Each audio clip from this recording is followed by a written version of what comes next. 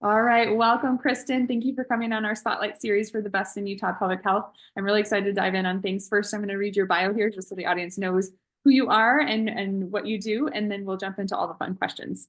Sounds great. So, Kristin is the founder and executive director of the Healing Group and is the co-author of The Real Intimacy, a couple's guide for genuine healthy sexuality. She has been a regular guest on Radio Wave, Studio 5, and was a regular contributor on the Radio from Hell show on X96 taking live calls on sex and intimacy. She's an ASEX certified sex therapist and supervising specialist specializing in sexual shame, LGBTQIA plus, mixed orientation marriages, out of control sexual behavior, sexual addiction, moral conflict between religion and sexuality and grief, and consults around complicated cases to provide referrals. Kristin is skilled at helping clients who feel stuck in the relationships and sexual health find creative solutions in line with their values. She does this by working beside them collaboratively by reflective insight, experience, and expertise. Clients often say they feel supported and safe to express and explore thoughts, emotions, and vulnerabilities, bringing about new understanding, fulfilling changes, and finding personal joy. She is a mother and wife and lives life passionately out loud. Yes. Okay. Well, first question off the bat, what made you decide to become a sex educator and sex therapist and therapist in general? Yeah. So my story of becoming a therapist, I don't feel like is unique. I think a lot of therapists and healers had their own experience at some point with a therapist and experienced their own change and transformation and healing. And then it can click to be like, oh, I want to do that. And I think we are suckers for the story and transformation and seeing people go from a place that they can't imagine life beyond where they currently are. And I think therapists are really good at being hope holders. And so I love to be a hope holder. And so that's that. But, when I was going through grad school, I never took a human sexuality class. That wasn't required. That wasn't offered. I didn't even know that could be a job. However, people always talk to me about sex. Like that was a normal part of conversation. It didn't feel like anything special. It would be one of those things I assumed everyone's talking to everyone about sex. And then I learned like, that's not happening. People aren't talking to everyone about sex. And then I met up with someone who I really admired. It was her podcast, Natasha Helfer, and connected with her and learned this could actually be a professional pursuit. And that was early on in my therapeutic career. I started with maternal mental health after going through my first pregnancy, with pregnancy, postpartum anxiety, and OCD. And so got training in perinatal mental health, which that wasn't a thing in grad school either. After that, connected with Natasha to learn about sex therapy, because surprise, all of my perinatal clients also were having relationship challenges that involved sexuality and intimacy. So that was really it, where I then pursued my certification it's called ASECT, American Association for Sex Educators, Counselors, and Therapists. And then have become a supervisor and just live, breathe, eat the world of sexual health and its intersection with reproductive and maternal mental health. Yeah, amazing, amazing. Okay, what would you say makes you different?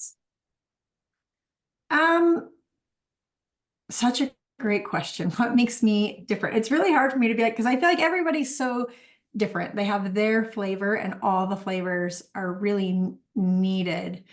I think my work is, I feel like in the world of therapy, what makes me different is I have this business intersection. Before I became a therapist, I also got accepted into business school. And so I feel like I'm a social justice entrepreneur of sorts, that I've moved from, like, I still see individual clients, but I like to come up with macro solutions, meaning bigger solutions that support communities as a whole and to make systemic change. When I see individual clients, they're coming to me as a byproduct of the systems that they're operating in. Mhm. And so I love to problem solve and to see how business can support furthering social causes. Yeah, amazing, amazing. Okay. Moving on to the next question, leading into this would be, who's an ideal fit for you and your company to like to come in and see you guys? Yeah, so there are a lot. It's been really fun and fantastic to see more providers and clinics that are supporting maternal mental health. That is so needed. And I feel like the more there are, the more it sends a signal of like, hey, this is a normal, like this is the most common complication of childbirth. We have services for you. So I love seeing that. And same with the sex therapy world. There's a lot of sex therapy. We merge those. And so people that are in our stage are often those that are in their mid 20s to late 40s, and they are navigating their sexuality while they're trying to grow their family.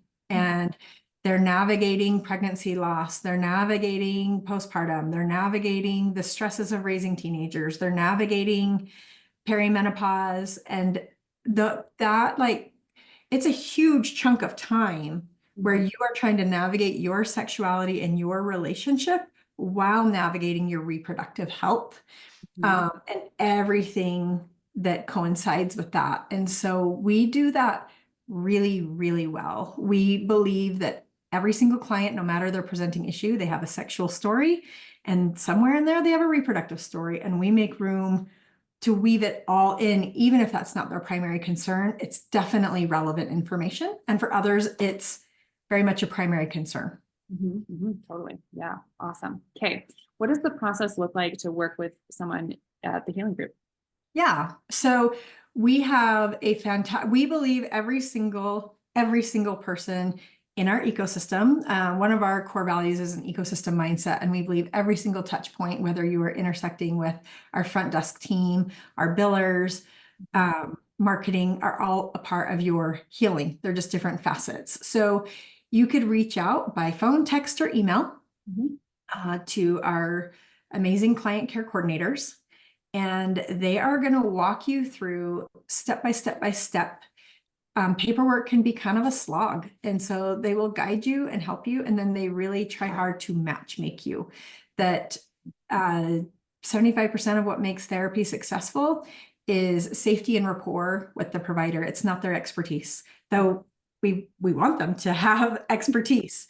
But they can have all the expertise, but if you don't feel safe with them, it's really difficult to then want to be vulnerable. So they would get you in with a therapist, and then you could meet with them in our Salt Lake location or our American Fork location or online.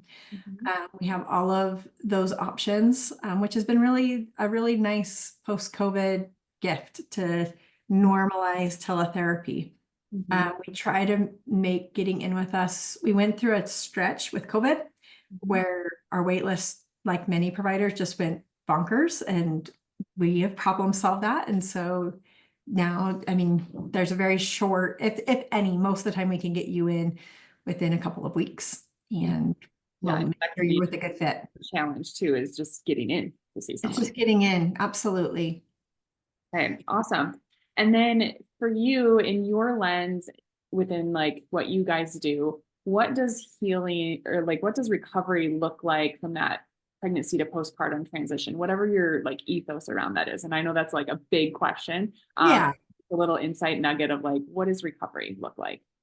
Yeah, I'm going to pull from Kathleen, who used to have a website called Postpartum Progress. And she did something that I felt like was really important, which was putting things into plain mama English. So if I were to say what our ethos or what we do is, we want oftentimes the development of becoming a parent, becoming a mother, becoming a father. You are disoriented for a moment and you're like, I don't know who I am. I don't understand where I'm at in this whole journey. I just want to feel like myself again. I want my relationship to feel back intact. I'm feeling really disconnected.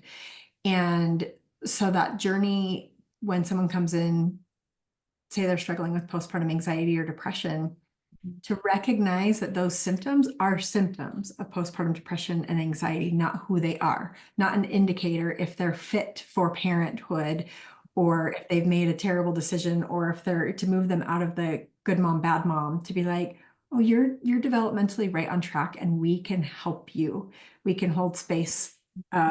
These are symptoms of postpartum depression, anxiety, and we can help integrate and help you find your identity as a parent, whether that, I feel like that identity occurs, whether it's your first or your fifth, you are consistently asked to redefine yourself, because you're a parent of one, then you might be a parent of two, and that's a totally different identity, and you keep figuring that out. So that's really our philosophy, is to help people start to feel like they've got a floor and grounded, and that they're not in a free fall in that postpartum journey and navigation.